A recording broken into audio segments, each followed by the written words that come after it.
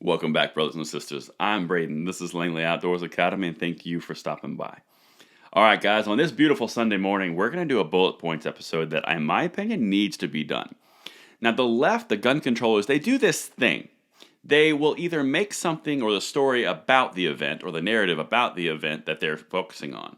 Or if it doesn't work and there hasn't been an event, then they'll make the event or the story about the worry for the event. You see what I'm saying? If the event doesn't occur, you can always make the story about worrying about the event. It potentially could happen. That's what we're going to talk about, because going into 2022, going into everyday conversations for our gun rights with all these newbies out here, we have a lot of new people. They need to understand that this is what the left does. And I've got a perfect article right here, case in point, from ABC, and that is what bullet points is all about.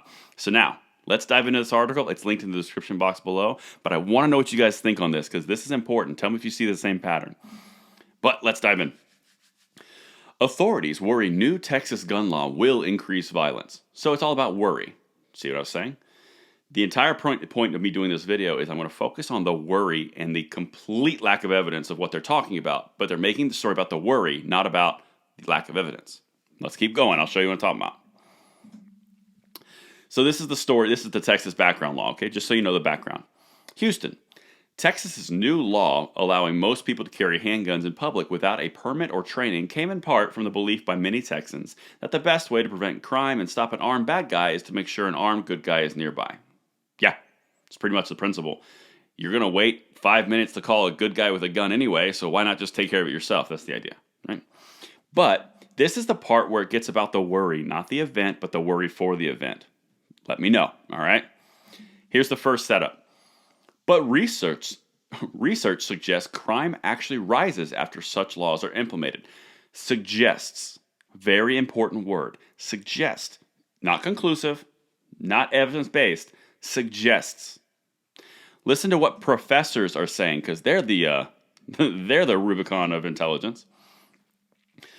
Although several of the permitless carry states passed their laws this year, and researchers say more time is needed to fully study the impact of such measures, Sven Smith, an assistant sociology professor at Stetson University in Florida who studies gun violence, said the data collected so far in various studies suggests that crime rates in states with open carry laws go up 10 to 15%. First of all, that's a massive percentage. That's very unlikely. Second of all, the data is not complete, so you're citing the results of the data, and then you throw in the word, it suggests. All of that is hearsay. There's nothing confirming your hypothesis. Do I need to talk to a professor about the scientific method? No, I do not, because they know what they're doing.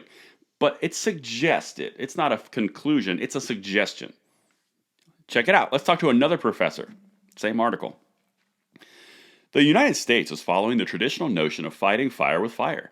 The best defense is a good offense, that type of mentality, said Smith.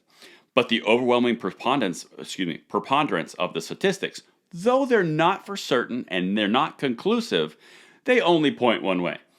Openly says they're not conclusive and they're not certain, but they definitely point in one direction. This is on ABC. This is a mainline news source. That's my point. They're putting these things forward as the answer, even though it's not conclusive, and they even say so, but they still reference it as conclusive and the end-all be-all. But now look what a police chief is saying. This worries Houston Police Assistant Chief Larry Satterwhite, as more guns in public will likely result in more stolen weapons. Likely. Does that mean new stolen weapons that weren't happened before? No. Particularly from vehicles. Last year, nearly 3,000 guns were stolen from vehicles in Houston. So far this year, that figure stands at more than 2,000. That's current before the law goes into effect. So the same exact systematic issue that you're talking about of theft from cars and vehicles already existed, and it's going to exist now. So what are you referencing? What's the new law going to change? It's not going to change anything because Texans already had guns in their cars. Why are you bringing it up? And that's the point. This is manipulation tactics. It's all about the worry, not about the actual event. And this is referring to events. This is from Moms Demand Action. While these shootings happened before the new permitless carry law took effect,